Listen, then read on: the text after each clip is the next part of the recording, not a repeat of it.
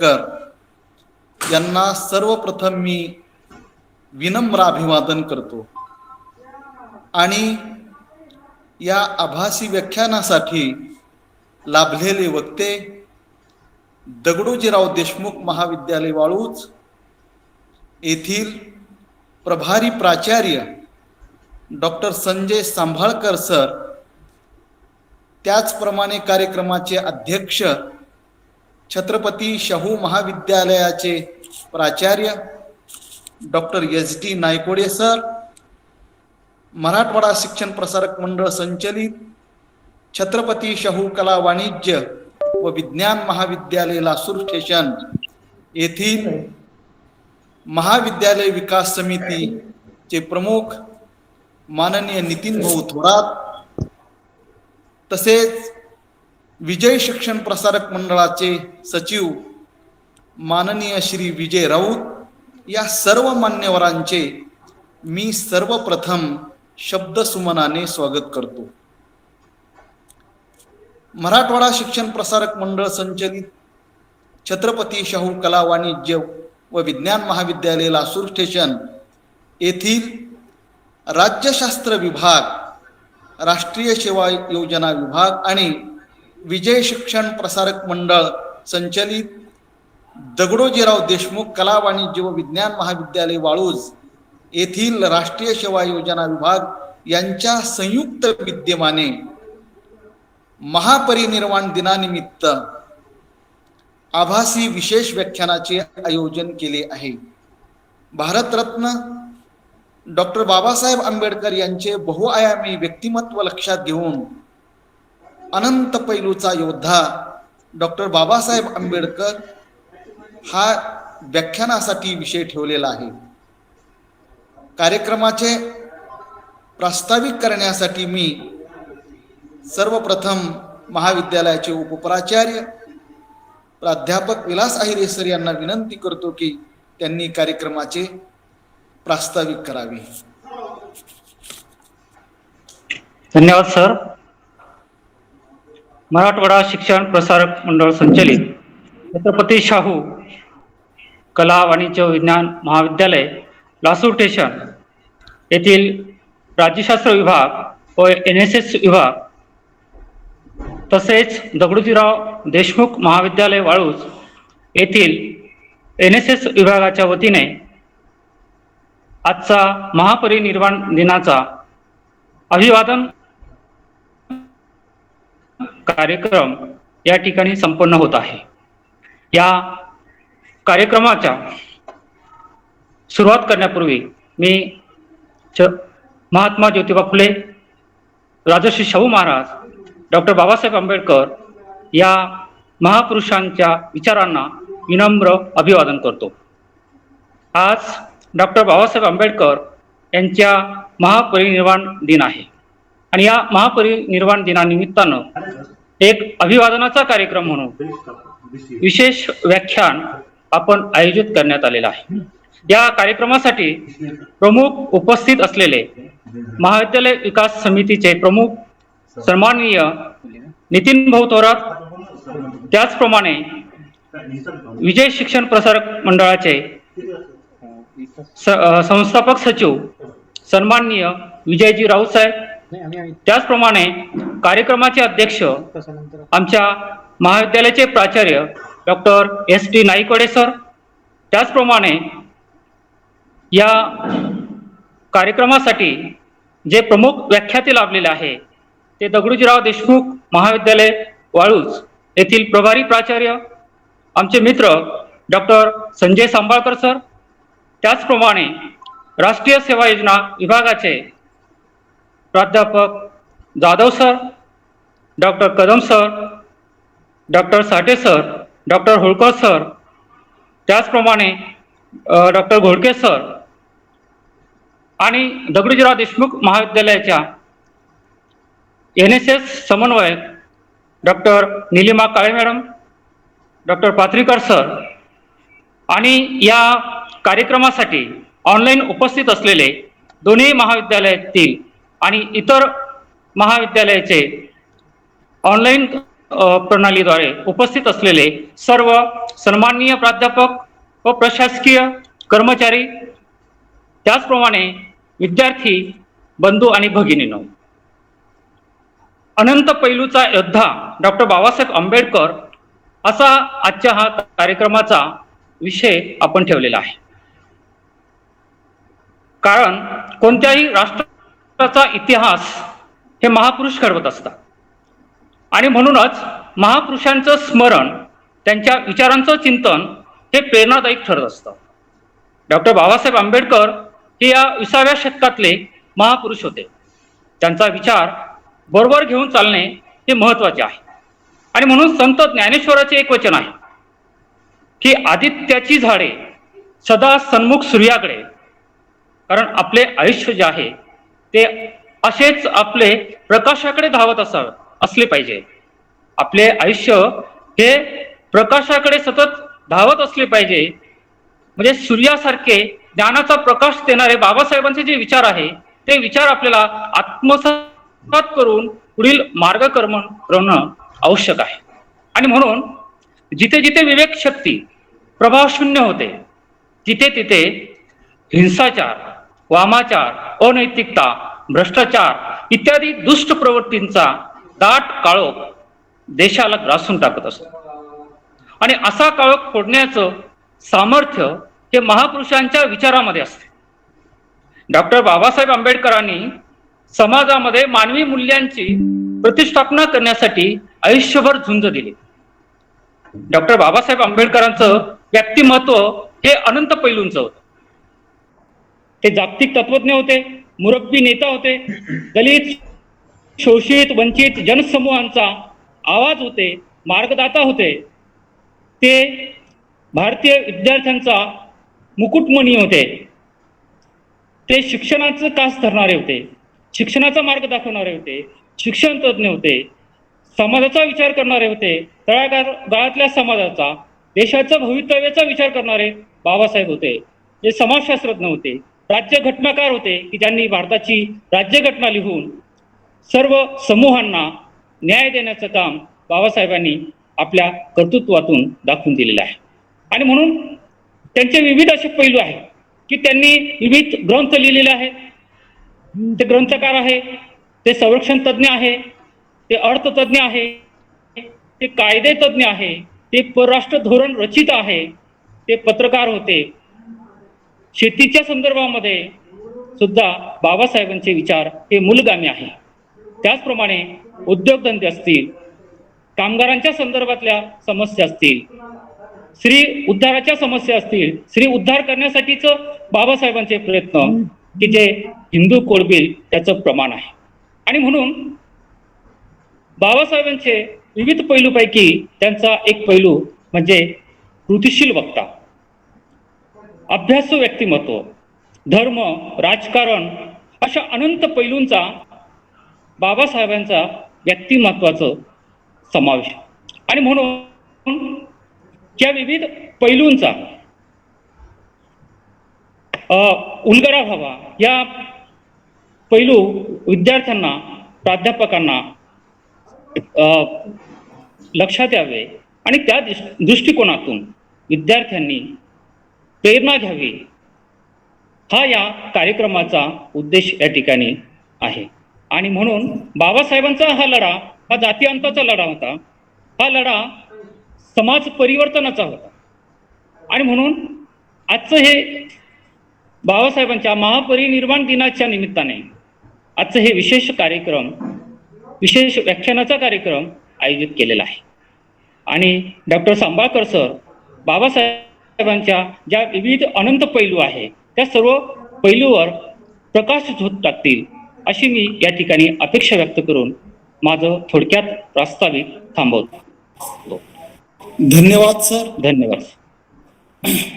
Doctor Babasaheb आंबेडकरांच्या कार्याचा स्थूल पद्धतीनं आपण सर्वांगीण विचार मांडलेला आहे आणि आपलं प्रास्ताविक मार्मिक पद्धतीने विद्यार्थ्यांना उपयुक्त ठरेल. खऱ्या अर्थाने बाबासाहेबांनी जर आपल्याला काय दिलं असेल तर आपल्याला विवेक दिलेला आहे आणि या विवेक शक्तीमुळं खरं काय खोटं काय याची जाणीव निर्माण होते. कारण विवेक शब्दामध्ये मूळ विच धातू आहे. त्याचा अर्थ पृथक्करण करणे, खऱ्या खोट्याचा निवाडा करणे. ही शक्ती, हा विचार डॉक्टर बाबासाहेब आंबेडकरांनी आपल्याला दिल्यामुळं आपण खऱ्या अर्थाने निरक्षर विवेकी पुरुष बनलो आहोत. खरं काय खोटं काय याची जाणीव आपल्याला निर्माण होत आहे. आणि अशा महापुरुषाविषयीची जी काही कृतज्ञता आहे, ही कृतज्ञता आपल्या अंतःकरणामध्ये बाळगून महापरिनिर्वाण दिनाच्या निमित्ताने त्यांच्या विचाराचा जागर व्हावा म्हणून आपण अनंत पैलूचा योद्धा डॉक्टर बाबासाहेब आंबेडकर असा व्याख्यानासाठी विषय ठेवलेला आहे. आणि त्यासाठी प्रभारी प्राचार्य डॉक्टर संजय सांभाळकर सर यांना आमंत्रित केलं आहे. त्यांचा परिचय करून देण्यासाठी मी महाविद्यालयाचे कविवर्य डॉक्टर शिवप्रसाद घोडके सर यांना विनंती करतो की त्यांनी सरांचा परिचय करून द्यावा. नमस्कार, मी डॉक्टर शिवप्रसाद घोडके, छत्रपती शाहू महाविद्यालय लासूर स्टेशन, राज्यशास्त्र विभाग व राष्ट्रीय सेवा योजना विभाग यांच्या संयुक्त विद्यमाने आयोजित डॉक्टर बाबासाहेब आंबेडकर यांच्या महापरिनिर्वाण दिनानिमित्त ऑनलाईन व्याख्यानासाठी उपस्थित व्याख्यात्यांचा परिचय मी करून देत आहे. आजचे जे प्रमुख व्याख्याते आहेत त्यांचे संपूर्ण नाव डॉक्टर संजय माधवराव सांबाळकर. सरांचं शिक्षण आहे MA राज्यशास्त्र, नेट, सेट, PhD. सरांची नोकरी, सर सध्या सहयोगी प्राध्यापक म्हणून दगडूजीराव देशमुख महाविद्यालय वाळूज औरंगाबाद या ठिकाणी कार्यरत आहे. सरांचा 16 वर्षापासून सर राज्यशास्त्र विषयाचे अध्यापन कार्य तथा सध्या प्रभारी प्राचार्य म्हणून सर महाविद्यालयाचा कारभार पाहत आहे. सरांनी आतापर्यंत भूषवलेली पदे: लोकशाहीर अण्णाभाऊ साठे अध्यासन केंद्र, डॉक्टर बाबासाहेब आंबेडकर मराठवाडा विद्यापीठ औरंगाबाद येथील सर माजी संचालक आहे. त्याचप्रमाणे राष्ट्रीय सेवा योजना विभाग, डॉक्टर बाबासाहेब आंबेडकर मराठवाडा विद्यापीठ औरंगाबाद सर माजी जिल्हा समन्वयक म्हणून नाही.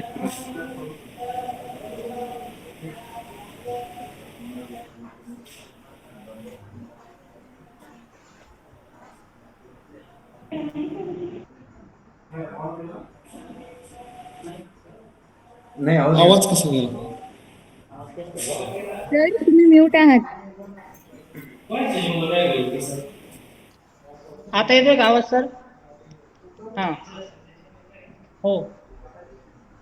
सरांनी आतापर्यंत भूषवलेली पदे: सर लोकशाहीर अण्णाभाऊ साठे अध्यासन केंद्र, डॉक्टर बाबासाहेब आंबेडकर मराठवाडा विद्यापीठ औरंगाबाद या संस्थेचे माजी संचालक आहेत. त्याचप्रमाणे डॉक्टर बाबासाहेब आंबेडकर मराठवाडा विद्यापीठ येथील राष्ट्रीय सेवा योजना विभागाचे माजी जिल्हा समन्वयक म्हणून सरांनी काम पाहिलेलं आहे. त्याचप्रमाणे दगडूजीराव देशमुख कला वाणिज्य व विज्ञान महाविद्यालय वाळूज येथे उपप्राचार्य म्हणून सरांनी काम केलेलं आहे. क्रांती गुरु लहुजी साळवे विकास परिषद महाराष्ट्र राज्य या संघटनेचे सर कोर कमिटी अध्यक्ष आहेत. डॉक्टर बाबासाहेब आंबेडकर मराठवाडा विद्यापीठ महाविद्यालयीन शिक्षक संघटना बामुक्ता प्राध्यापक संघटना या संघटनेचे सर सचिव आहेत. महाराष्ट्र राज्यशास्त्र व लोकप्रशासन परिषद संघटनेचे सर आजीव सभा सदस्य आहेत. लसा कम औरंगाबाद या संघटनेचे माजी सचिव आहेत. त्याचप्रमाणे सरांचे संशोधन कार्याचा जर विचार केला, सरांनी मानवी हक्क अभियान संघटनेचे दलित चळवळीतील योगदान एक अभ्यास या विषयावर PhD संपादन केलेले आहे. संयुक्त महाराष्ट्र चळवळीत शाहिरांची भूमिका व अण्णाभाऊ साठेंचे योगदान या विषयावर सरांचा लघु शोध प्रकल्प सरांनी पूर्ण केलेला आहे. त्याचप्रमाणे सरांनी आतापर्यंत विविध राष्ट्रीय व आंतरराष्ट्रीय परिषदा व संशोधन पत्रिकांमध्ये जवळजवळ 40 शोध निबंध सरांचे प्रकाशित आहेत. त्याचप्रमाणे सरांची ग्रंथनिर्मिती, मानवी हक्क आणि दलित चळवळ, लोकशाहीर अण्णाभाऊ साठे संपादित ग्रंथ, भारतीय विदेशी नीती, प्रमुख राजनीतिक विचारक, त्याचप्रमाणे संघर्ष दीप गौरव ग्रंथ असे एकूण 5 ग्रंथ सरांचे आतापर्यंत प्रकाशित आहेत. सरांचा परिचय तसा फार मोठा आहे, परंतु वेळेअभावी मी सरांचा अशा प्रमाणे थोडक्यात परिचय मांडण्याचा प्रयत्न केला. धन्यवाद. धन्यवाद सर. सरांचे कार्य, त्यांचं लेखन, त्यांची विचारसरणी यामधून सरांची योग्यता काय आहे हे आपल्याला सहज लक्षात येते. आज अनंत पैलूचा योद्धा डॉक्टर बाबासाहेब आंबेडकर या विषयावर विस्तृत सर आपल्याला मार्गदर्शन करणार आहेत. मी सरांना विनंती करतो की त्यांनी आम्हाला मार्गदर्शन. प्रभारी प्राचार्य डॉक्टर संजय सांबाळकर सर करतो की त्यांनी आम्हाला मार्गदर्शन करावे. सर्वांना नमस्कार. सप्रेम जय भीम. आज सर्वप्रथम मी विश्वरत्न बोधिसत्व डॉक्टर बाबासाहेब आंबेडकर यांना विनम्र अभिवादन करतो.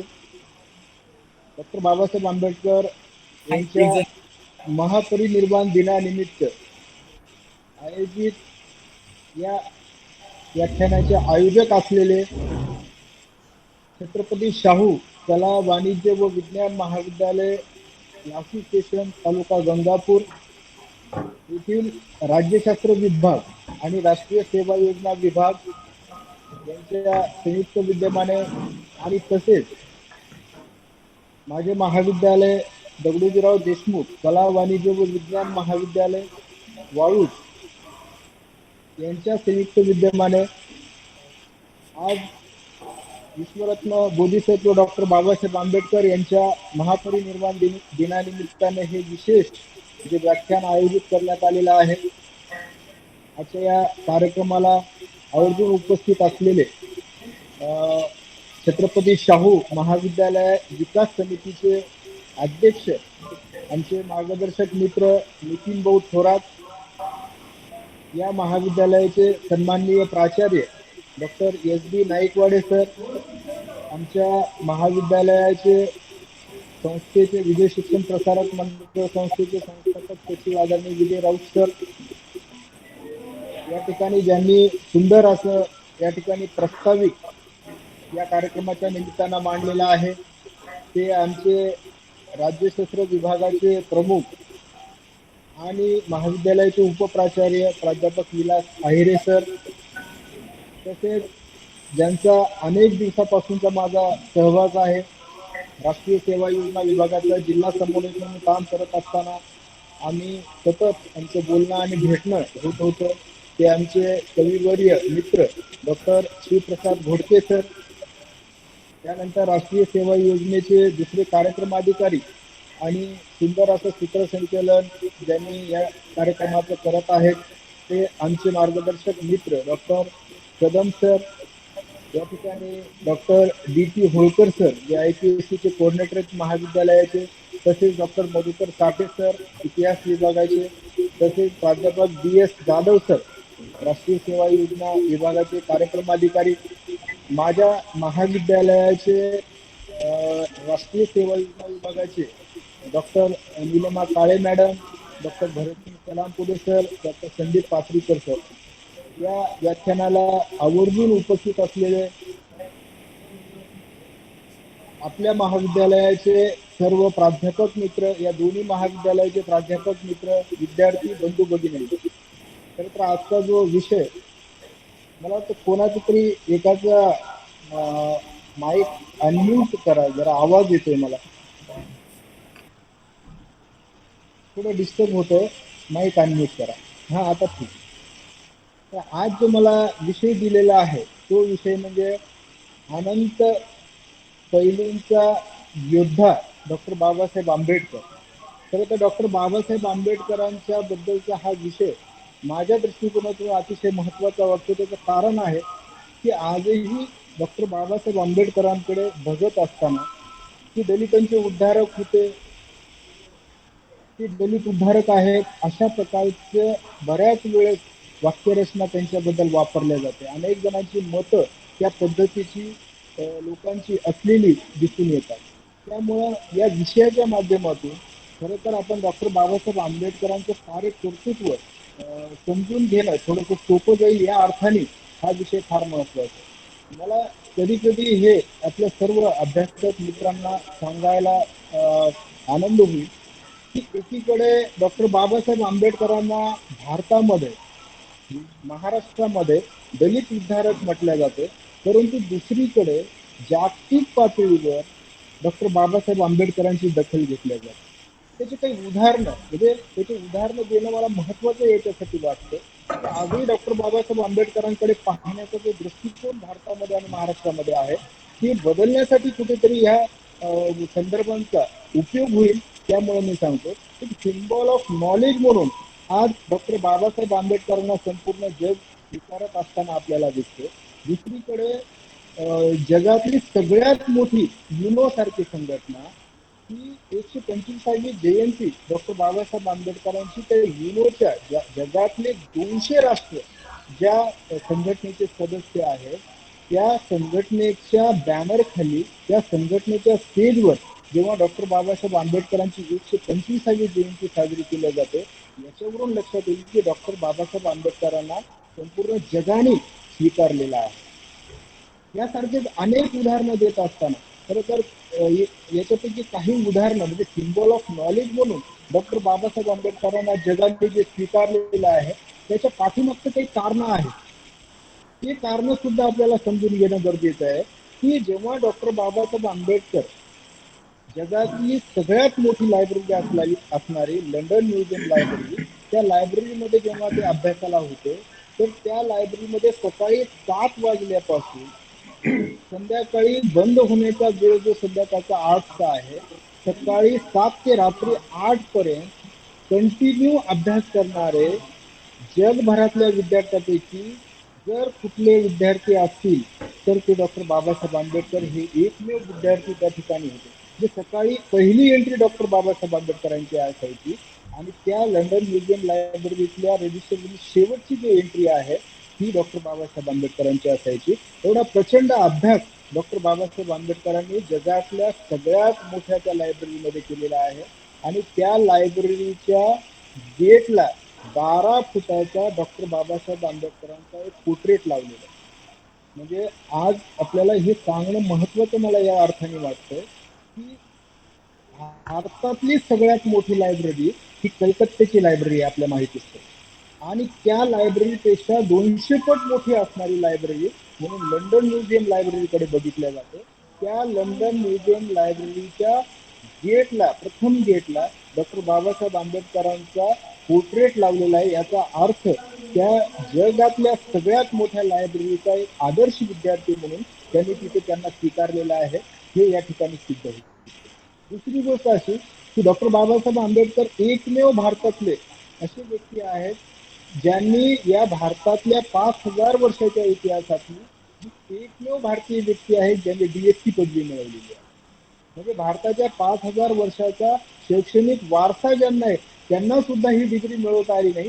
ही डिग्री डॉक्टर बाबासाहेब आंबेडकरांनी मिळवलेली आहे. याचा निश्चित आपण भारतीय म्हणून आपल्याला अभिमान वाटला पाहिजे. त्यानंतर दुसरा एक संदर्भ या ठिकाणी देणं मला महत्वाचं वाटतं की त्या लंडन म्युझियम लायब्ररीमध्ये जगभरातल्या अभ्यास करणाऱ्या आदर्श विद्यार्थ्यांची एक आयडियल विद्यार्थ्यांची एक यादी तयार करण्यात आलेली आहे. त्या यादीमध्ये आशिया खंडातल्या फक्त 2च व्यक्तीचा उल्लेख करण्यात आलेला आहे. त्यामध्ये मार्क्स सारखे असे लेनिन सारख्या अशा अनेक लोकांचे अनेक विद्यार्थी ज्यांनी जगाला एक दिशा दिलेली आहे अशा विद्यार्थ्यांची जी यादी तयार केलेली आहे त्यामध्ये आशिया खंडातले फक्त 2 नावांचा समावेश त्या यादीमध्ये करण्यात आलेला आहे. त्यामध्ये एक बॅरिस्टर जीना आणि दुसरी डॉक्टर बाबासाहेब आंबेडकर. आशिया खंडातल्या फक्त 2च व्यक्तींचा समावेश त्या यादीत जेव्हा लंडन म्युझियम लायब्ररीतल्या आदर्श विद्यार्थी म्हणून केल्या जाते हे खरं तर आपल्यासारख्या सर्व भारतीयांना अभिमान वाटण्यासारखी गोष्ट आहे असं मला वाटतं. इंग्लंडमध्ये 500 बुद्ध विहार आहे. वुलरहॅम्प्टनचं सगळ्यात मोठं बुद्ध विहार आहे आणि त्या बुद्ध विहारामध्ये 20 फूट 20 फुटाचा बाबासाहेबांचा पुतळा त्या वुलरहॅम्प्टनच्या त्या बुद्ध विहारात बसवण्यात आलेला आहे. म्हणजे जगाच्या पातळीवर सगळ्यात मोठं लंडन शहर आणि त्या लंडन शहरामध्ये बाबासाहेबांचा पुतळा 20 फुटाचा बसवला जातो, याचा नक्कीच आपल्याला अभिमान वाटला पाहिजे. आणखीन एक गोष्ट या ठिकाणी नमूद करू इच्छितो की जगातल्या 100 लोकांची यादी एका संस्थेने इंग्लंड मधल्या तयार केलेली आहे, ज्यांनी मानवांच्या उद्धारासाठी काम केलेलं आहे. आणि त्या 100 लोकांच्या यादीमध्ये मनुष्याच्या इतिहासातल्या 5000 वर्षाच्या इतिहासातल्या सर्वांचा समावेश करण्यात आलेला आहे. आणि त्यांची फक्त यादी तयार केली अशा ज्यांनी मनुष्य जातीला उभं करण्यासाठी, मनुष्य जातीला समृद्ध करण्यासाठी काम केलेलं आहे, अशा 100 लोकांची यादी केली. आणि त्या यादीमध्ये भारतातल्या फक्त 4 लोकांचा समावेश केलेला आहे त्यांनी. त्यामध्ये वर्धमान महावीर जे जैन धर्माचे संस्थापक आहेत, त्यानंतर बौद्ध धर्माचे संस्थापक भगवान गौतम बुद्ध, तिसरे सम्राट अशोक आणि चौथं नाव त्याच्यामध्ये जर कोणतं समाविष्ट झालेलं असेल ते डॉक्टर बाबासाहेब आंबेडकरांचं नाव त्या 100 लोकांच्या यादीमध्ये त्यांनी समाविष्ट केलेलं आहे. याचा सुद्धा एक भारतीय म्हणून आपल्या सर्वांना अभिमान वाटला पाहिजे. काही संदर्भ आणखी देणं गरजेचं वाटतं. एलिनॉर झिलियट नावाची अमेरिकेची एक प्रख्यात लेखिका आहे. त्या लेखिकेनं डॉक्टर बाबासाहेब आंबेडकरांवर 1970ला, कारण हा कालावधी मी आवर्जून आपल्याला सांगतो की अमेरिकेची एक प्रख्यात लेखिका 1970ला डॉक्टर बाबासाहेब आंबेडकरांच्या कार्यावर पीएचडी करते, संशोधन करते. ही सुद्धा आपल्याला अभिमान वाटण्यासारखी गोष्ट आहे. हे सगळे जे रेफरन्स, हे संदर्भ मी जे तुम्हाला देतोय, याचा अर्थ आहे की एवढा प्रचंड अभ्यास आणि एवढा प्रचंड ज्ञान संपादन जे डॉक्टर बाबासाहेब आंबेडकरांनी केलेलं होतं आणि त्या बळावरच खरं तर डॉक्टर बाबासाहेब आंबेडकरांना जागतिक पातळीवर सिम्बॉल ऑफ नॉलेज म्हणून स्वीकारलं गेलं, हे या ठिकाणी आपल्याला सांगता येईल. आणि याच्यासारखाच एक संदर्भ आणखी एक देणं फार महत्वाचं आहे. वैश्विक पातळीवर, जागतिक पातळीवर डॉक्टर बाबासाहेब आंबेडकरांना प्रचंड मोठ्या पद्धतीने स्वीकारलं गेल्याचं एक मोठं उदाहरण म्हणून मी तुम्हाला सांगेल की हंगेरीमध्ये रोमा जिप्सी नावाची एक जमात आहे. आणि त्या रोमा जिप्सी नावाच्या जमातीचं जमात जी आहे तिथे जर तुलना जर केली तर त्यांची तुलना भारतामध्ये असलेल्या दलित लोकांशी करता येऊ शकते, अशा प्रकारची कंडिशन. म्हणजे या ठिकाणी सर्व प्रकारचे मानवी हक्क नाकारलेला जसा दलित बहुजन समाज होता, त्याच पद्धतीचा समाज जो आहे आदिवासी आणि दलित असलेल्या भारतातल्या लोकांसारखा एक आदिवासी समाज म्हणून हंगेरीमध्ये रोमा, ज्यांना जिप्सी असं पण म्हटलं जाते, त्या रोमा जिप्सी नावाचा जो समाज आहे हंगेरीमधल्या, त्या समाजाचा बिल्डेक तिबोर नावाचा जो एक नायक आहे, जो नेता आहे, तो खरं तर हंगेरीच्या पार्लमेंटचा सदस्य राहिलेला आहे. त्याला पॅरिसमध्ये ख्रिस्तोफर जेफरलॉट या व्यक्तीनं लिहिलेलं, बघा हे पण डॉक्टर बाबासाहेब आंबेडकरांवर पॅरिसमधल्या ख्रिस्तोफर जेफरलॉट या नावाच्या व्यक्तीने एक ग्रंथ लिहिला आहे. डॉक्टर बाबासाहेब आंबेडकर पॅरिसमधला व्यक्ती आहे. फ्रान्समधलं जे पॅरिस शहर आहे तिथं राहणारा हा व्यक्ती फ्रान्समधला, तो बाबासाहेबांवर पुस्तक लिहितो आणि ते ग्रंथ त्या बिल्डेक तिबोरला वाचायला मिळतं. आणि ते पुस्तक वाचल्या बाबासाहेबांचं तो एवढा प्रभावित होतो, पार्लमेंटचा सदस्य म्हणजे तिथे खासदार, तो एवढा प्रभावित होतो की त्यांनी 2005ला डायरेक्ट महाराष्ट्रामध्ये येऊन डॉक्टर बाबा 2005ला त्यांनी एका मित्राला घेऊन महाराष्ट्रात आले आणि महाराष्ट्रात येऊन डॉक्टर बाबासाहेब आंबेडकरांचं संपूर्ण जे कार्यकर्तृत्व आहे त्यांनी ते समजून घेतलं. आणि मग ते समजून घेतल्याच्या नंतर ते जेव्हा परत हंगेरीला गेले, त्यांना असं लक्षात आलं की माझ्या या आदिवासी समाजाचे सर्व मानवी हक्क संविधानाच्या माध्यमातून जर मिळवून घ्यायचे असतील तर खऱ्या अर्थानं डॉक्टर बाबासाहेब आंबेडकरांचा विचार मला स्वीकारावा लागेल आणि तो विचार माझ्या या समुदायामध्ये पेरावा लागेल.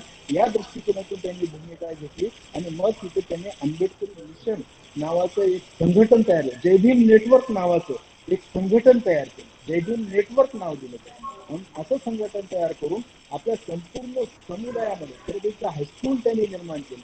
शाळा तिथं डॉक्टर बाबासाहेब आंबेडकरांच्या नावाने तयार केल्या आणि संपूर्ण समाजामध्ये डॉक्टर बाबासाहेब आंबेडकरांचा जो संघर्षाचा इतिहास आहे आणि त्यांनी ज्या दलित बहुजन समाजाला हक्क मिळवून देण्यासाठी जे जे काही प्रयत्न केलेले आहेत तो सगळा इतिहास त्यांनी खऱ्या अर्थानं त्या लोकांच्या समोर मांडला आणि हळूहळू तिथला समुदाय जागृत झाला आणि एक लढा त्या ठिकाणी उभं टाकला आणि या रोमा जिप्सी नावाच्या जमातीला तिथल्या संविधानामधले सर्व मानव हक्क मिळून त्यांनी लढा देऊन संघर्ष करून मिळवून घेतले. त्याचं खरं जे श्रेय कोणाला देता येत असेल तर ते डॉक्टर बाबासाहेब आंबेडकरांच्या विचाराला देता येईल असं या ठिकाणी त्यांनी कबूल केले.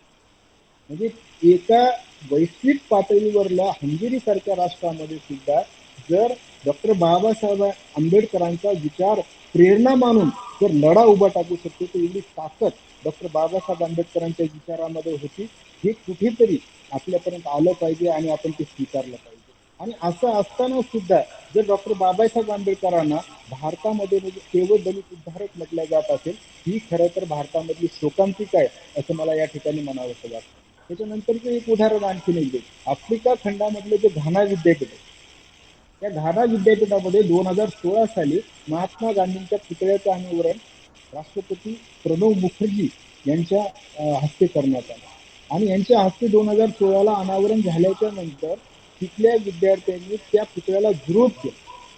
त्यांनी असं सांगितलं की या ठिकाणी महात्मा गांधींचे जे द्वेष आहे वर्णवाद आहे त्या आफ्रिका खंडातला त्याचं महात्मा गांधींनी कुठलाही विरोध न दर्शवता उलट त्याचं समर्थन केल्याचे अनेक उदाहरणं आफ्रिका खंडामध्ये असतानाची त्यांना मिळाले आणि त्यांनी सांगितलं की आमच्या सारख्या वर्णद्वेषाला बळी पडलेल्या लोकांचे आदर्श हे महात्मा गांधी असू शकत नाही तर आमचे आदर्श खऱ्या अर्थानं डॉक्टर बाबासाहेब आंबेडकर असू शकतात. त्यामुळे या ठिकाणी महात्मा गांधीचा पुतळा या विद्यापीठात नसावा तर या ठिकाणी डॉक्टर बाबासाहेब आंबेडकरांचा पुतळा असावा अशी आग्रही मागणी त्या घाना विद्यापीठातल्या विद्यार्थ्यांनी केली आणि 2016 पासून चालू झालेला तो त्या घाना विद्यापीठातल्या विद्यार्थ्यांचा संघर्ष 2018ला संपला आणि 2018ला महात्मा गांधींचा पुतळा खरं त्या ठिकाणी काढून डॉक्टर बाबासाहेब आंबेडकरांचा पुतळा तिथं बसवण्यात आला.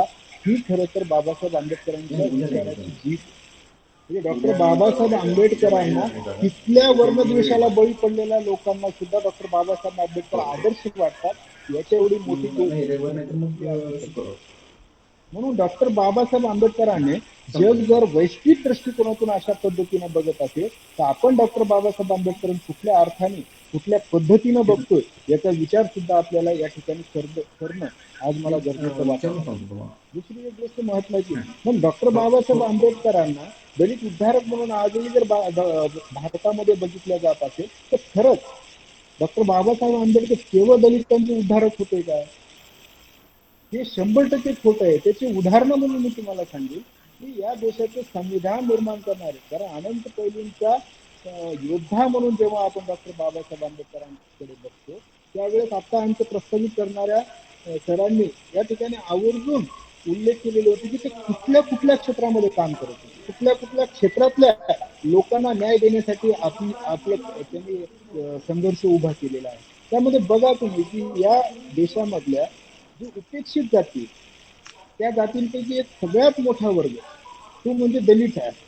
त्या दलितांमध्ये अनुसूचित जाती हा जो समुदाय आहे त्या समुदायामध्ये केवळ दलितांसाठी काम केलं असं जरी नसलं तरी सुद्धा हे दलित या देशातले सगळ्यात उपेक्षित आहेत हे सुद्धा डॉक्टर बाबासाहेब आंबेडकरांना माहित होतं. त्यांचे दुःख त्यांच्या व्यथा त्यांना माहीत असल्यामुळं कारण त्या जातीमध्ये ते जन्मलेले असल्यामुळं त्या दलित उपेक्षित समाजामध्ये ते जन्मलेले असल्यामुळं त्याचे फटके सगळ्यात आधी डॉक्टर बाबासाहेब आंबेडकरांना पण भोगावे लागले. म्हणून या समाजाचा उद्धार करणं या समाजाला न्याय मिळवून देण्याचा प्रयत्न करणं ही त्याची प्राथमिक आवश्यकता होती का तर होती आणि ते केलं पण त्यांनी. तर ते करत असताना एका जातीपुरता विचार केला का त्यांनी? जेव्हा भारतीय संविधानामध्ये 341 कलम टाकलं जात होतं त्या 341 कलमामध्ये त्यांनी या देशभरातल्या अनुसूचित जातीमध्ये 1700 जाती शोधून काढल्या आणि त्या 1700 जातींचा समावेश अनुसूचित जातीमध्ये केला आणि त्यांना 17% आरक्षणाची 13% आरक्षणाचं प्रोव्हिजन त्यांनी या ठिकाणी केलं. म्हणजे 341 कलम करत असताना त्यांनी या देशातल्या 1700 जाती शोधून काढल्या, कारण ही जबाबदारी त्यांची होती. त्यांना माहित होती की अनुसूचित जातीमध्ये या देशातल्या किती उपेक्षित जाती आहेत, ज्यांना खऱ्या अर्थानं या सगळ्या अन्याय अत्याचाराला बळी पडावं लागतं. उपेक्षित जीवन हजारो वर्षापासून हे लोक जगतायत. त्यांना कुठला मान नाही, सन्मान नाही, कसल्याही प्रकारची त्यांना जगण्याची सुविधा नाही. अशा परिस्थितीमध्ये या लोकांना न्याय मिळाला पाहिजे. भारतीय संविधानाच्या माध्यमातून येणाऱ्या काळात ही भूमिका घेतली आणि त्याच्यामध्ये 1700 जातींचा समावेश डॉक्टर बाबासाहेब आंबेडकरांनी केला. त्यानंतर 342 कलमानं या देशातले जे आदिवासी जाती आहेत, ज्यांना आपण अनुसूचित जमाती म्हणतो, अशा त्यांनी 750 जाती डॉक्टर बाबासाहेब आंबेडकरांनी शोधून काढल्या. आणि डॉक्टर बाबासाहेब आंबेडकरांनी ह्या जंगलात राहणाऱ्या आदिवासी लोकांचा 750 जातींचा अभ्यास केला. 750 जाती म्हणजे किती जातींचा अभ्यास डॉक्टर बाबासाहेब आंबेडकरांना करावा लागला. आणि या प्रत्येक जातीचा समावेश करत असताना मग एसटीतल्या ह्या जाती असतील, एसटीतल्या ह्या जाती असतील, बाबासाहेब आंबेडकरांना ते पटवून द्यावं लागलं. कारण घटना समितीमध्ये या प्रत्येक कलमावर चर्चा व्हायची आणि त्या चर्चेमध्ये डॉक्टर बाबासाहेब आंबेडकरांना घटना समितीमध्ये हे पटवून द्यावं लागायचं की ह्या जाती कशा उपेक्षित आहेत, त्यांना या 341 कलमात टाकणं कसं गरजेचं आहे, यांना या 342 कलमामध्ये टाकून यांना संवैधानिक अधिकार, मानवाधिकार कसे दिले गेले पाहिजे हे सगळं पटवून द्यावं लागलं ते डॉक्टर बाबासाहेब आंबेडकर. आणि तेवढा प्रचंड अभ्यास असल्यामुळे ते शक्य झालं. म्हणून घटना समितीने त्यांनी सांगितलेल्या तेवढ्या जातींचा समावेश त्या संविधानातल्या त्या कलमांमध्ये करावा लागला आणि एवढ्या जातींना न्याय देण्याचं काम डॉक्टर बाबासाहेब आंबेडकरांनी केलेलं. म्हणजे 341 कलमामध्ये 1700 जाती, 342 कलमानुसार 750 जाती, एवढ्या जातींचा समावेश केल्याच्या नंतर सुद्धा डॉक्टर बाबासाहेब आंबेडकर थांबलेले नाहीत. तर 340 कलमामध्ये त्यांनी सांगितलं की इतर मागासवर्गीय हा जो ओबीसी वर्ग आहे, अदर बॅकवर्ड क्लासेस, त्यांना सुद्धा भारतीय संविधानामध्ये सर्व प्रकारचे हक्क मिळाले पाहिजे, मानवाधिकार मिळाले पाहिजे, त्यांना आरक्षण मिळालं पाहिजे, ही भूमिका घेतली. आणि ही भूमिका घेतल्याच्या नंतर 340 कलमामध्ये त्यांनी ओबीसी हा प्रवर्ग मांडला. हा ओबीसी जेव्हा प्रवर्ग मांडला त्यावेळेस डॉक्टर बाबासाहेब आंबेडकरांना प्रचंड विरोध झाला. त्यांना सांगितलं गेलं की तुम्ही एसटीला आरक्षण मागितलं आणि दिलं, तुम्ही 1700 जाती काढल्या आणि त्याच्यावरही आक्षेप घेतला नाही.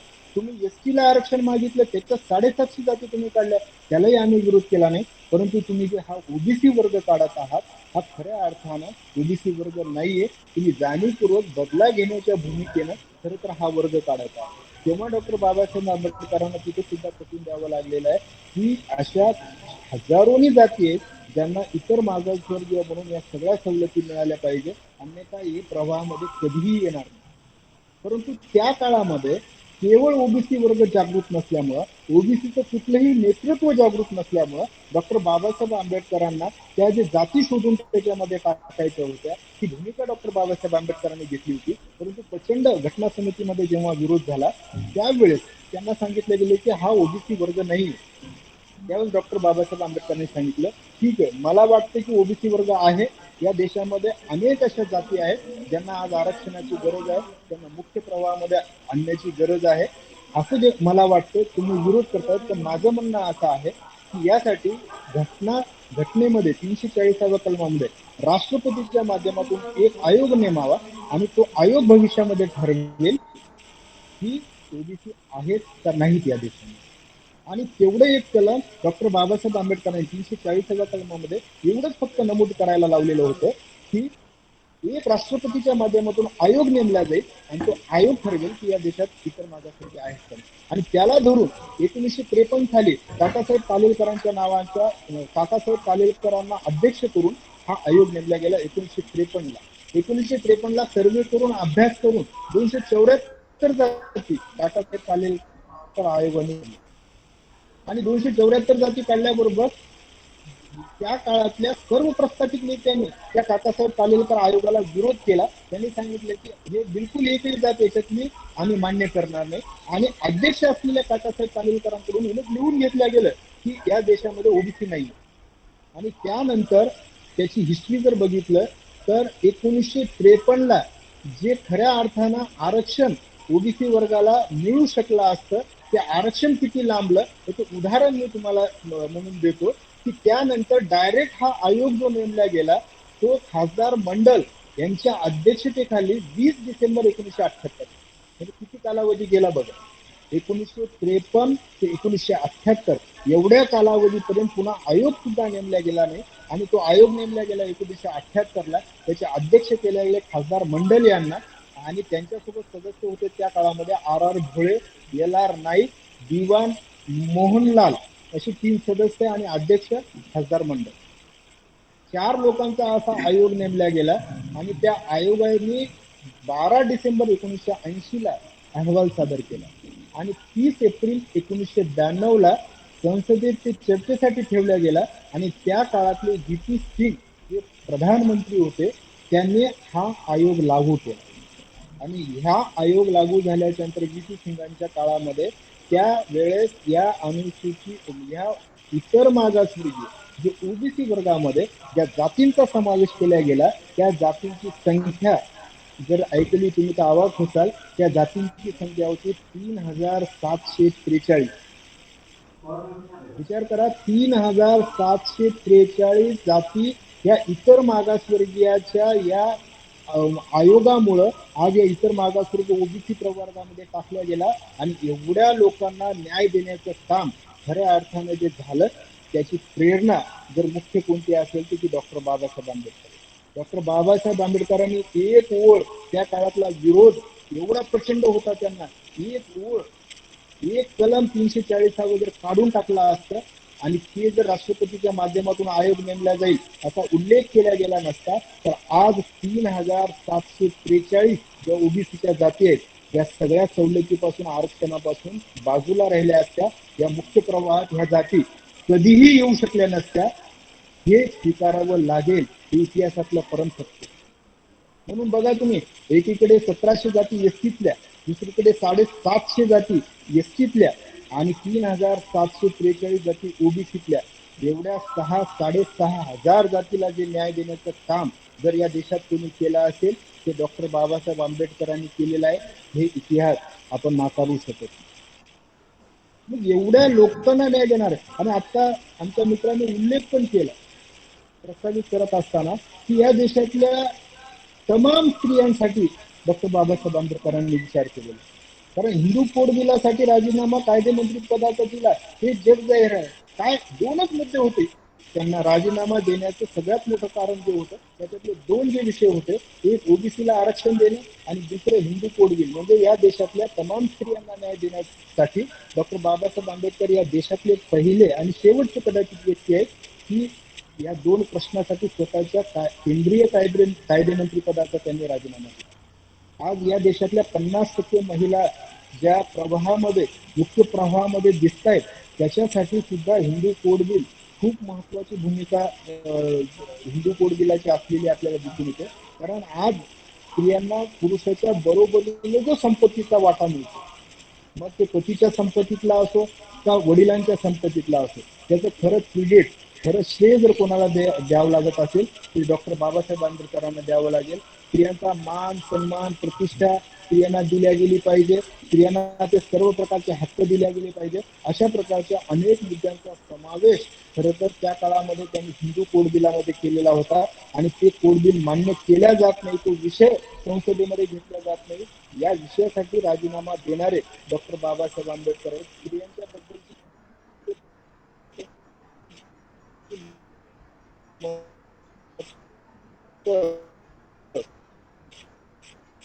प्रचंड आहे.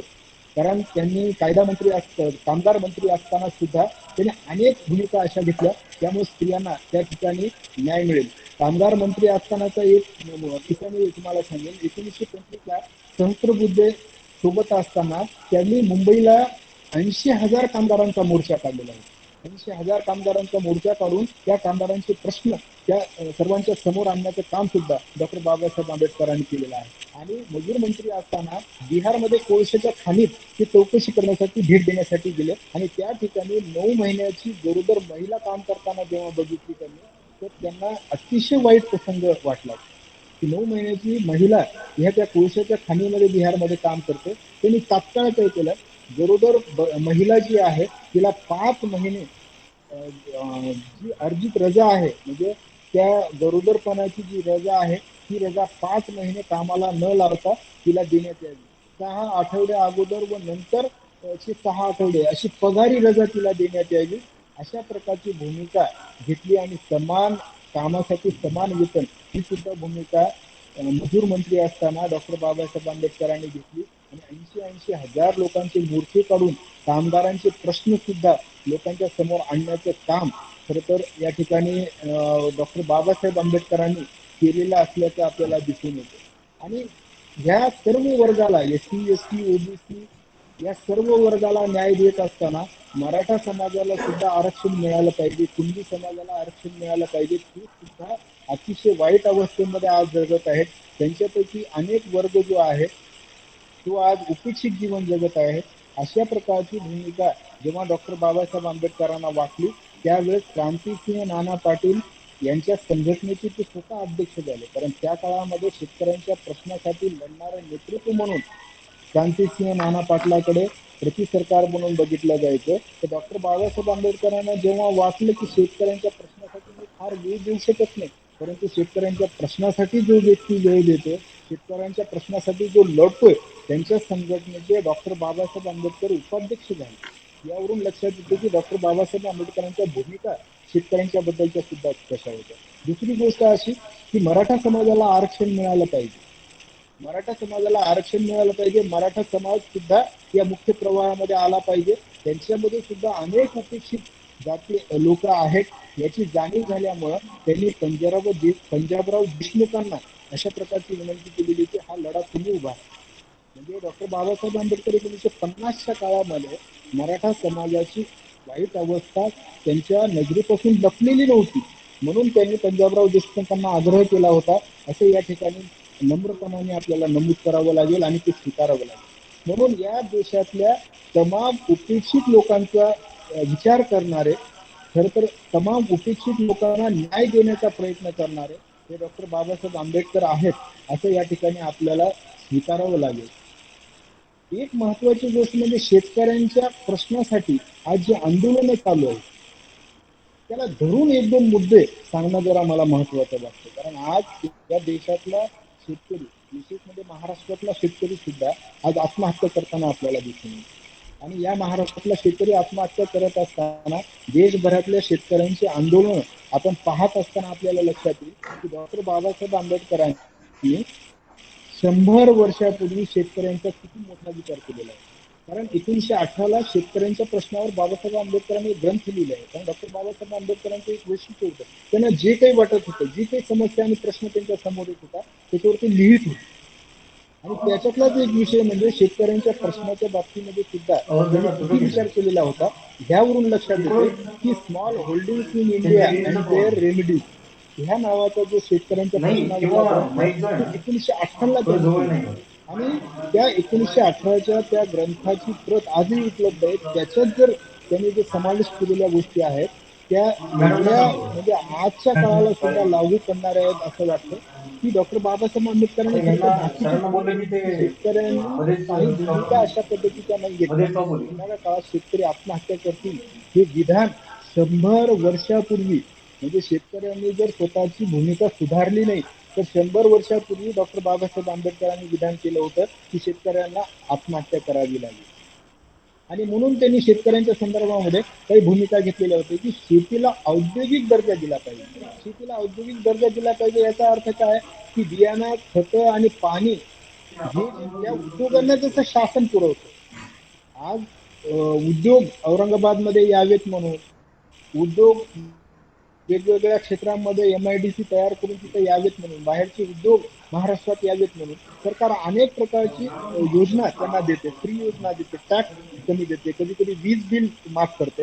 ह्या सगळ्या भूमिका उद्योग वाढावेत म्हणून जर केल्या जात असतील तसाच औद्योगिक दर्जा ही शेतीला दिला पाहिजे. किती मोठा विचार डॉक्टर बाबासाहेबांनी आजही लोकांच्या डोक्यात येत नाही की हा विषय घेऊन आजही कुठला नेता बोलताना मला दिसून येत नाही. परंतु डॉक्टर बाबासाहेब आंबेडकरांनी ग्रंथ लिहून त्या काळामध्ये हा विषय मांडला की शेतीला औद्योगिक दर्जा द्या. हा शब्द सुद्धा मी पहिल्यांदा वाचलाय खरं. औद्योगिक दर्जा देणं म्हणजे काय, तर त्यांना ती सुरक्षितता मिळाली पाहिजे. त्यांना बियाचं, खताचं आणि पाण्याचं जे शाश्वती आहे, ती शाश्वती शासनाने त्याची जबाबदारी घेतली पाहिजे, हे या ठिकाणी बाबासाहेब म्हणतात. दुसरा मुद्दा या ठिकाणी शेतकऱ्यांच्या बाबतीत ते म्हणतात, शेतीवरील बोजा कमी करण्यासाठी नाही नाही, आता इथं लॅपटॉपवर सुद्धा सगळं आवाज कट होतोय. विषय किती महत्वाचा मांडला बघा त्यांनी. नाही. त्यांनी वेगवेगळ्या क्षेत्रामध्ये शेतकऱ्यांनी आपल्या मुलांना पाठवावं म्हणतात. हा. म्हणजे मार्गदर्शन सुद्धा किती अब्राड. केलेलं आहे त्यांनी. ठीक आहे. की जर एखाद्या शेतकऱ्याला 4 मुलं असतील, नाही बोललो आम्ही मॅडमला, पण ते कनेक्टिव्हिटी चारीच्या चिरी शेतीवर नका ठेवू, तर त्यांना वेगवेगळ्या व्यवसायामध्ये, एखाद्या नोकरीमध्ये पाठवा, एखाद्या उद्योगामध्ये पाठवा, एखाद्याला शेतीमध्ये काम करू द्या. अशा प्रकारची भूमिका डॉक्टर बाबासाहेब आंबेडकरांनी त्या ग्रंथामध्ये घेतलेली आहे. म्हणजे अशा प्रकारचा विचार. आणि बघा तुम्ही, जर ह्याच पद्धतीने जर 4ही मुलं वेगवेगळ्या दिशेने काम करत असतील, तर त्या शेतीवरला बोजा कमी होईल आणि शेतकऱ्याची परिस्थिती सुधारेल. ही भूमिका खरं तर त्यांना ते मांडायची होती. आणि म्हणून याच्यासाठी बघा तुम्ही, त्यांनी जे आपण बऱ्याच वेळेस म्हणतो की त्यांनी गावं सोडण्याचा सल्ला दिला. शहरात या, शिक्षणाकडे जा, शिक्षण घ्या, हे जे त्यांचा सल्ला होता, खरोखर फक्त दलितांसाठी होता असा उल्लेख केला जातो, परंतु ते खरं नाही. आपली गावं सोडा, शिक्षणासाठी शहरात या, ही त्यांची जी भूमिका होती, ती दलितांपासून सगळ्या बहुजन समाजाला दिलेला त्यांचा संदेश होता. परंतु तो स्वीकारला दलितांनी आणि झाली प्रगती दलितांची. हा विषय या ठिकाणी आवर्जून या ठिकाणी मला मांडावा होता. दुसरी एक गोष्ट या ठिकाणी त्यांनी मांडली की आधुनिक तंत्रज्ञानाचा वापर करा. म्हणजे परंपरेने चालत आलेली शेती, आज मराठवाड्यातली मॅक्झिमम शेती पारंपरिक पद्धतीने केल्या जाते. कुठल्याही आधुनिक पद्धतीचा तंत्रज्ञानाचा वापर केला जात नाही. आणि त्या तुलनेमध्ये, मराठवाड्याच्या तुलनेमध्ये पश्चिम महाराष्ट्रामध्ये आधुनिक पद्धतीने शेती केल्या जाते. तिथल्या शेतकऱ्यांची परिस्थिती आज चांगली दिसते. त्या काळामध्ये 50,000 शेतकरी आंबेडकरांनी मुंबई कौन्सिलवर काढलेला होता. म्हणजे विचार करा, 50,000 शेतकरी. आजही एखादा शेतकऱ्यांचं आंदोलन काढत असेल की एवढ्या मोठ्या संख्येने शेतकरी त्या नेत्याच्या पाठीमागे जात असतील, परंतु डॉक्टर बाबासाहेब आंबेडकरांनी खऱ्या अर्थानं या देशातल्या शेतकऱ्यांच्या प्रश्नांना सुद्धा प्राधान्य दिलेलं होतं. त्यामुळं खऱ्या अर्थानं डॉक्टर बाबासाहेब आंबेडकरांकडे पाहत असताना आपण केवळ दलित उद्धारक म्हणून बघणं, असं जे काही संविधानाच्या माध्यमातून करता येईल ते सर्व करण्याचा या ठिकाणी प्रयत्न केले आहे. या देशातल्या 50% जे स्त्री आहेत, त्या पंडित कोडबिल असेल किंवा मजूर मंत्री असतानाची त्यांची भूमिका असेल, या सर्व संदर्भामध्ये या देशातल्या कामगारांच्या प्रश्नासाठी, कामगारांच्या कायद्याच्या प्रश्नासाठी त्यांनी प्रचंड मोठं काम केलेलं आहे.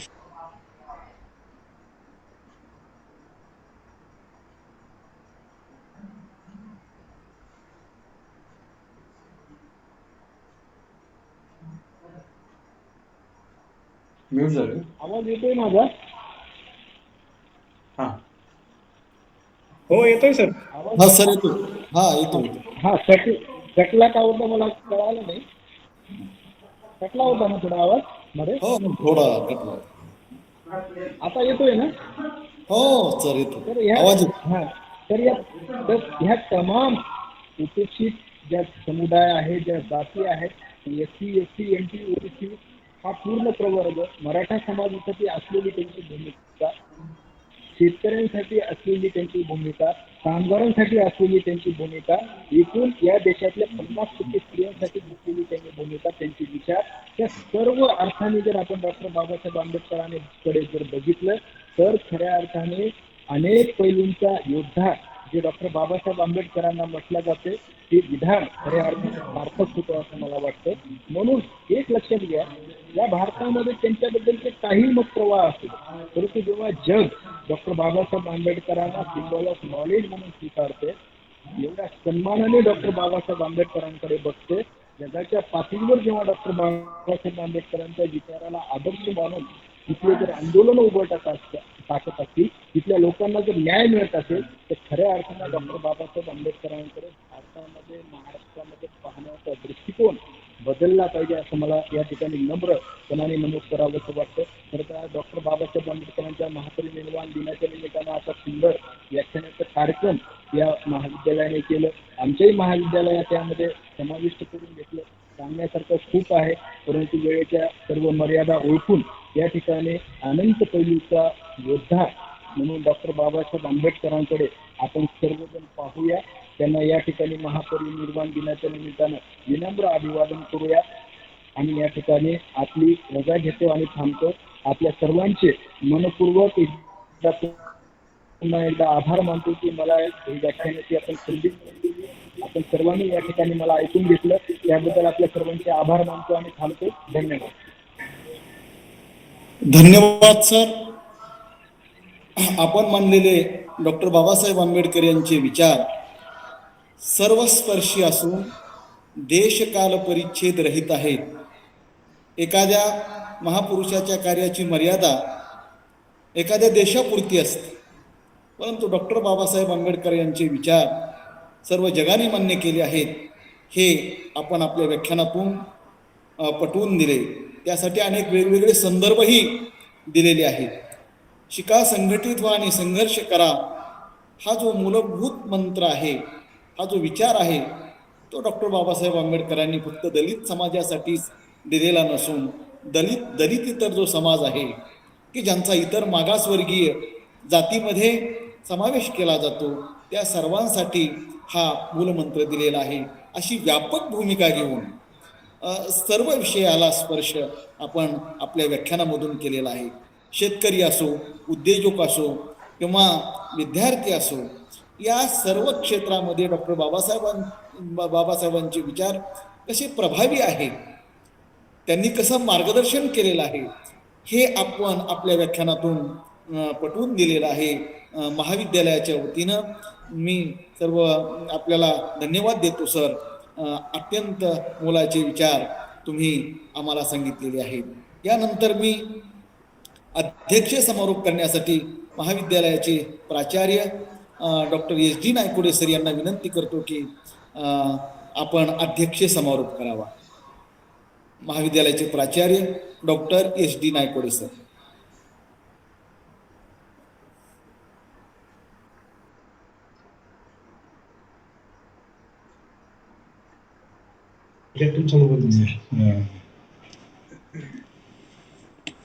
हॅलो, आता येतो ना आवाज?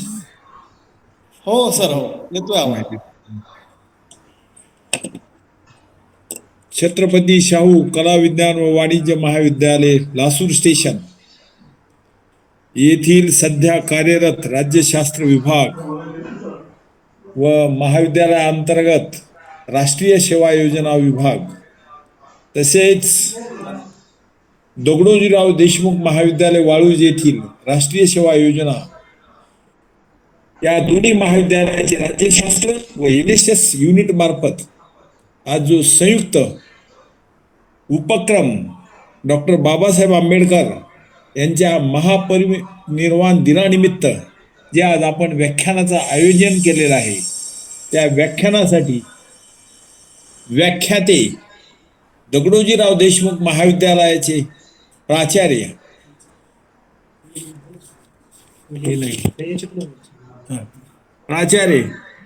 डॉक्टर संजय सांबाळकर सर, तसेच दगडोजीराव देशमुख महाविद्यालयाचे संस्थापक सचिव माननीय विजयजी राऊत, तसेच आमच्या महाविद्यालयाचे महाविद्यालय विकास समिती प्रमुख नितीन भाऊ थोरात, येतो ना आवाज? नितीन भाऊ थोरात, तसेच सर्व प्राध्यापक वृंद, दोन्ही महाविद्यालयाचे व विद्यार्थी वर्ग जो आज ह्या ऑनलाईन व्याख्यानासाठी कार्यरत आहे, ज्यांनी सहभाग नोंदवला, त्यांच्यासाठी निश्चितच आज जे आपणाला जे व्याख्यान झालेलं आहे व्याख्यानाचे व्याख्याते सांबाळकर सरांनी जे डॉक्टर आंबेडकरांच्या जीवन कार्यावरती, त्यांच्याविषयी समाजात असणारा दृष्टिकोन, ते दलिताचेच उद्धारक होते अशी जी एक इमेज तयार केलेली, त्या इमेज बाजूला सारून त्यांनी सर्व समाजासाठी, दलिताशिवाय बाकीच्या वर्गांसाठी सुद्धा जे आपल्या देशामध्ये जगामध्ये काम केलेलं आहे, निश्चितच त्यांनी त्यांच्या व्याख्यानामधून आम्हाला सर्वांना माहिती की डॉक्टर बाबासाहेब आंबेडकरांची 125वी जयंती ही फक्त भारत देशातच साजरी झालेली नाही, तर ती जवळजवळ 300 देशामध्ये, 300 राष्ट्रामध्ये साजरी झाली. त्याच्यावरूनच त्यांचं काम हे सर्वांसाठीच आहे आणि सर्व लोकांसाठी आहे असं असून, विद्यार्थी वर्गासाठी सुद्धा त्यांनी त्यांच्या व्याख्यानामधून जे संदर्भ दिले, सांगितलं त्यांनी की लंडन मधील जी लायब्ररी, तिथं त्यांचा पोर्ट्रेट आज तिथं आहे. त्याशिवाय त्या लायब्ररीमध्ये सकाळी 7 ते संध्याकाळी 8 पर्यंत जे अभ्यास करणारे, म्हणजे सुरुवातीला येणारे ग्रंथालय आणि शेवटी जाणारे सुद्धा डॉक्टर बाबासाहेब आंबेडकर यांचंच नाव घेतलं जातं. तुम्हाला सर्वांनाच माहिती की आशिया खंडात जेवढे काही राष्ट्रपुरुष, जेवढे कार्यकर्ते राष्ट्रपुरुष होऊन गेले, त्याच्यामध्ये जे 2 नाव आहेत, त्याच्यामध्ये पहिलं बॅरिस्टरजी नाव आणि दुसरं सुद्धा डॉक्टर बाबासाहेब आंबेडकर यांचंच नाव आहे. आम्हाला सर्वांना माहिती की आपल्या देशाची राज्यघटना डॉक्टर बाबासाहेब आंबेडकरांनीच लिहिलेली. ते घटना समितीचे अध्यक्ष होते. त्यांनी किती दिवसात, किती वर्षे, किती महिने, किती दिवस लागले हे आपल्या सर्वांना सर्वश्रुतच आहे. परंतु ही घटना लिहित असताना देशातील सर्व जगातील जेवढ्या जातीत, त्यांना कोणत्या जातीत आज मागासलेल्या आहेत, कोणत्या जातीला कोणत्या सवलती देणं आवश्यक आहे आणि सर्वांना मुख्य प्रवाहात आणण्यासाठी त्यांनी जे वर्गीकरण केलेले आहे ते वर्दी ऑफ नोट, म्हणजे कुठेतरी नाविन्यपूर्ण उपक्रम आहे असं म्हटलं तर वावगं होणार नाही. तसंच त्यांनी त्यांच्या व्याख्यानातून हिंदू कोड बिला संदर्भात आपणाला माहिती दिली. ओबीसी आरक्षणाविषयी, स्त्रीला स्वातंत्र्य मिळावं, त्यांना न्याय मिळावा, ह्यासाठी ते हिंदू कोड बिल ज्यावेळेस संसदेमध्ये पास होत नव्हतं त्यावेळेस तुम्हाला माहिती की त्यांनी कायदा मंत्री पदाचा सुद्धा राजीनामा दिला. म्हणजे त्यांनी त्यांचं काम हे सर्व समाजासाठी, सर्व घटकासाठी, सर्व क्षेत्रासाठी, सांस्कृतिक असो, आर्थिक असो, सामाजिक असो, यांच्यासाठी त्यांनी काम केलेलं आहे. आणि शेतीसाठी सुद्धा त्यांनी काम केलं, ह्याची दाखले देऊन त्यांनी आपल्याला मार्गदर्शन केलेलं आहे. आणि आधुनिक तंत्रज्ञान शेतीत वापरणं अत्यंत आवश्यक आहे. म्हणून दरवर्षी आपण डॉक्टर बाबासाहेब आंबेडकरांची जयंती साजरी करतो, महापरिनिर्वाण दिन साजरा करतो. परंतु हे साजरे करण्यापुरतं आपण मर्यादित न राहता त्यांचं साहित्य, त्यांचं ग्रंथालय, ते जर आपण वाचन करून, आत्मसात करून विद्यार्थ्यांना मार्गदर्शन करणं, समाजाला मार्गदर्शन करणं, हे उपक्रम जर राबवले तर निश्चितच त्याचा फायदा सर्वच घटकांना होईल असं मला वाटतं. आणि शेवटी त्यांनी जो संदेश दिला की शिका, संघटित व्हा, संघर्ष करा. मित्र हो, आम्हाला आज माहिती आहे की समाजामध्ये जातीच्या नावावर एकत्रित होणं आणि चांगल्या कामासाठी न झटता त्याचा विध्वंसक प्रवृत्तीसाठी सुद्धा वापर होतोय. तर ही प्रवृत्ती विद्यार्थी वर्गापासून, समाजापासून थोडीफार दूर गेली पाहिजे. यासाठी सुद्धा आपण प्रयत्न केला पाहिजे. आणि चांगले लोक, अभ्यासू, शिकून विद्यार्थ्यांना मार्गदर्शन करून इष्ट दिशेनं कसं वागता येईल, कसं जगता येईल आणि देशाची प्रगती कशी होईल याकडे सर्वांनी लक्ष देणं अत्यंत गरजेचं आहे. म्हणून शिका, संघटित व्हा आणि विध्वंसी काम करा असं न होता संघर्ष हा चांगल्या कामासाठी करावा असा संदेश देणं सुद्धा अत्यंत गरजेचं आहे असं मला वाटतं. आणि सांबाळकर सरांनी त्यांचा एवढा बिझी शेड्यूल असताना प्रभारी पदाचं कामही ते पाहता येतं आणि आपल्याला जो वेळ दिला आणि आपल्या विद्यार्थ्याला सर्व प्राध्यापक वर्गांना जे मार्गदर्शन केलं त्याबद्दल महाविद्यालयातर्फे त्यांचे मी आभार किंवा ऋण व्यक्त करतो आणि माझं अध्यक्षीय भाषण थांबवतो. धन्यवाद. धन्यवाद सर. सरांचे मार्गदर्शन आम्हाला नेहमीच लाभत असते. By the people for the people of the people ही लोकशाहीची केलेली व्याख्या मूर्त रूपामध्ये आणण्याचं काम डॉक्टर बाबासाहेब आंबेडकर यांनी केलेलं आहे. सरांनी आत्ताच सूत्ररूपाने अध्यक्षीय समारोपामध्ये जे विचार मांडलेले आहेत ते सुद्धा प्रेरणादायी असून खऱ्या अर्थानं ते विद्यार्थ्यासाठी सर्व प्राध्यापकासाठी सुद्धा उपयुक्त ठरणारे आहेत.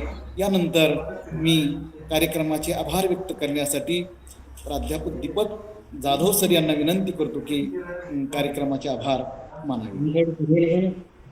धन्यवाद सर. दगडोजीराव देशमुख महाविद्यालय वाळूज व छत्रपती शाहू महाविद्यालय लासूर स्टेशन येथील राज्यशास्त्र व राष्ट्रीय सेवा योजना विभाग यांच्या संयुक्त विद्यमाने डॉक्टर बाबासाहेब आंबेडकर यांच्या महापरिनिर्वाण दिनानिमित्त आयोजित करण्यात आलेल्या कार्यक्रमाचे अध्यक्ष प्राचार्य डॉक्टर साहेबराव नायकवाडे सर हे उपस्थित राहिले त्याबद्दल मी त्यांचे आभार व्यक्त करतो. तसेच आजच्या कार्यक्रमाचे प्रमुख वक्ते प्राचार्य डॉक्टर सांभाळकर सर हे उपस्थित राहिले त्याबद्दल मी त्यांचेही आभार व्यक्त करतो. तसेच दोन्ही महाविद्यालयातील सर्व प्राध्यापक व विद्यार्थी हेही कार्यक्रमात उपस्थित राहिले त्याबद्दल त्यांचेही आभार व्यक्त करतो व अध्यक्षांच्या परवानगीने कार्यक्रम संपला असे जाहीर करतो.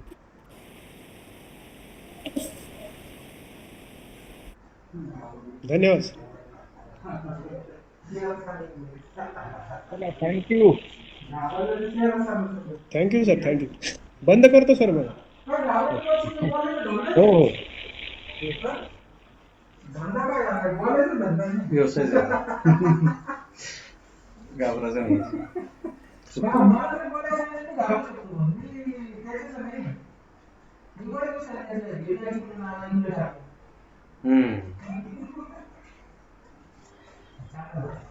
बढिया.